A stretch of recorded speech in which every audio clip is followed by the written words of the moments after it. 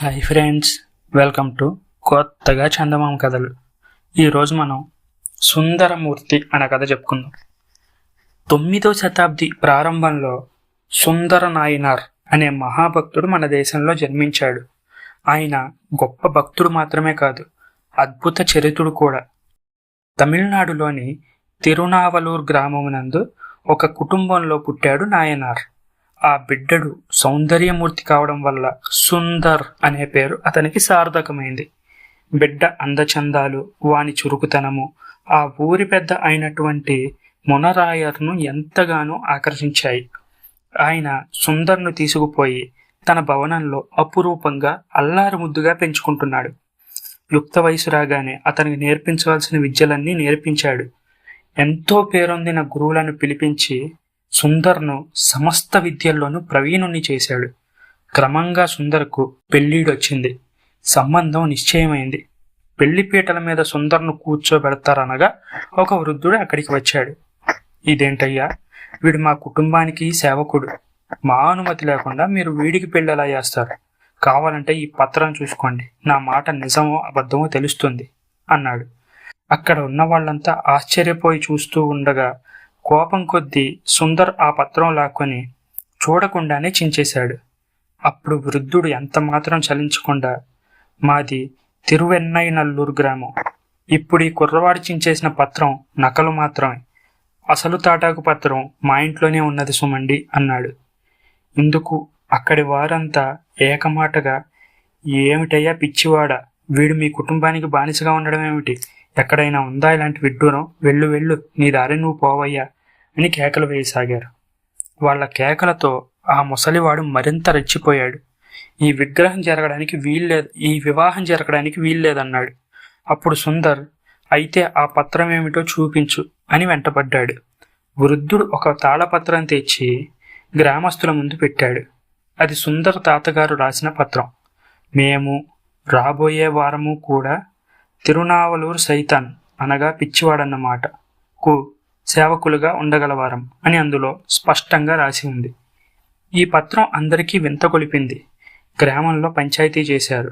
సుందర్ తాత ఇంతకుముందు రాసి ఉన్న పత్రాలు కొన్ని తెచ్చి సంతకం పోల్చి చూశారు. ఇవన్నీ పరీక్ష చేసిన మీదట ఈ పత్రం పిల్లవాడి తాతగారు రాసిందే అనడానికి ఎటువంటి సందేహం లేదు అని ఆ ఊరి పంచాయతీ తీర్పు చెప్పాడు.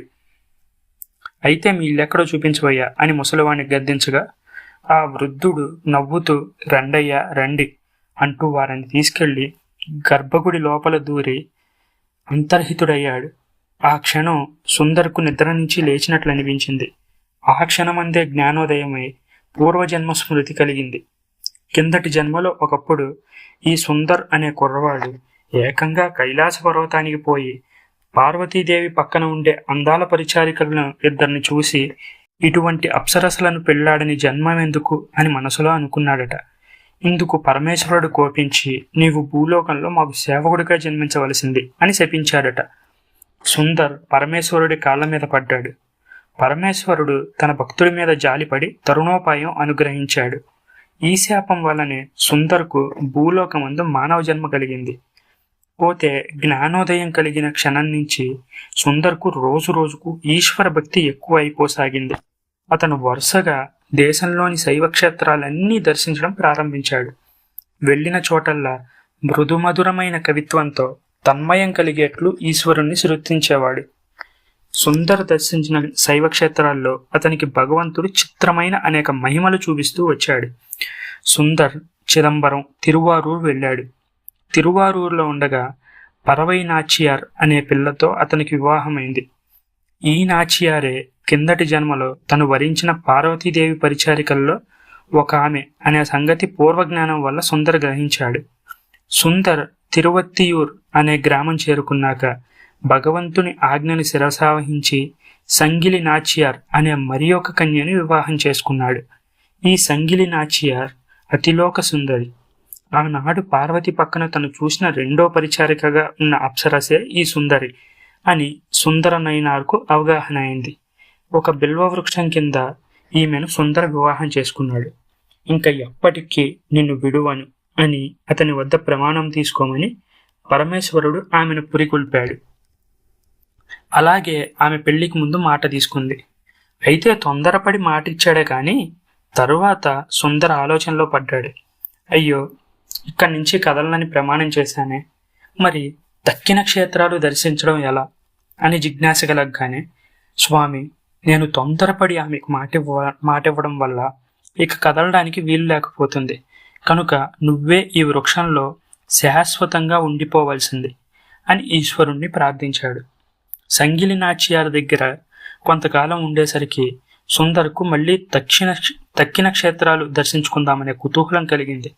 మాట తప్పిన సంగతి తెలిసే తిరువత్తియార్ దాటి మరొక క్షేత్రానికి పోబోయాడు. అయితే సుందర్ ఊరి పొలిమేర దాటేసరికల్లా అతనికి 2 కళ్ళు కనబడకుండా పోయాయి. గుడ్డితనంతో కూడా సుందర్ భక్తి విడవకుండా ఆవేశపూరితమైన శ్లోకాలు చెప్పి స్వామిని ప్రార్థించుకుంటూ క్షేత్రాలు తిరగసాగాడు. కానీ దృష్టి తప్పినా పర్యటన మానలేదు. ఆ పట్టుదలతోనే కర్ర చేతపుచ్చుకొని తడుముకొని అడుగులు వేసుకుంటూ కంచి వెళ్లేసరికి ఎడమ కన్ను కనిపించడం ప్రారంభించింది.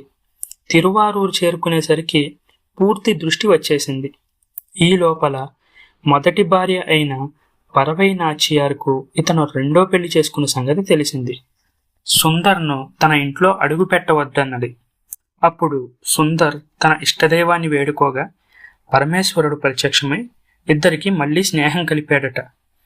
ఈ సంగతి తెలిసి కలిక్కామనయార్ అనే భక్తుడు ఉగ్రుడై సుందర్ వద్దకు వెళ్లి, ఏమిట్రా నీ పొగరు, పరమేశ్వరుణ్ణి వశపరుచుకొని నీ సంసార విషయాల్లో దూతగా ఉపయోగించుకుంటావా అని తిట్టడం ప్రారంభించాడు. తన భక్తులు పేచీ పడడం పరమేశ్వరుడికి ఇష్టం లేక ఒక యుక్తి చేశాడు. స్వామి మహిమ వల్ల కలిక్కామ నాయనార్కు శూల నొప్పి కలిగింది. అది కుదర్చడం ఎవరి వల్ల కాలేదు.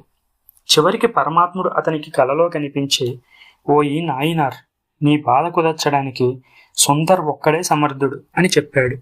కానీ కలిక్కామ నాయర్కు సుందర్ను ఆశ్రయించడం అనేది అంతకంటే ఎక్కువ బాధగా తోచింది. ఏమైనా కానీ ఈ బాధల నుంచి విముక్తి పొందాలని విరక్తి కలిగి కత్తితో తన పేగులు కోసేసుకుని ప్రాణాలు విడిచాడు. ఈ వార్త చెవిన పడగానే సుందర్ చాలా దుఃఖించాడు. ఏకంగా ప్రాణత్యాగం చేయడానికి సిద్ధపడ్డాడు. ఆ క్షణంలోనే పరమేశ్వరుడు ప్రత్యక్షమయ్యాడు. కలిక్కామ నాయనార్ను తిరిగి బతికించాడు. భక్తులారా, మీరిద్దరూ నాకు సమానులే, ఇక నుంచి స్నేహంగా ఉండండి అని హితవు చెప్పి అదృశ్యుడయ్యాడు.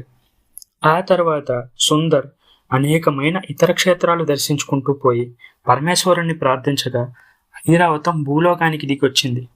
సుందర్ దానిపైన ఎక్కగానే అది విమానంలాగా ఎగిరిపోయి సుందర్ను కైలాసం చేర్చి ఈశ్వరుడి సాన్నిధ్యమందు ఉంచింది.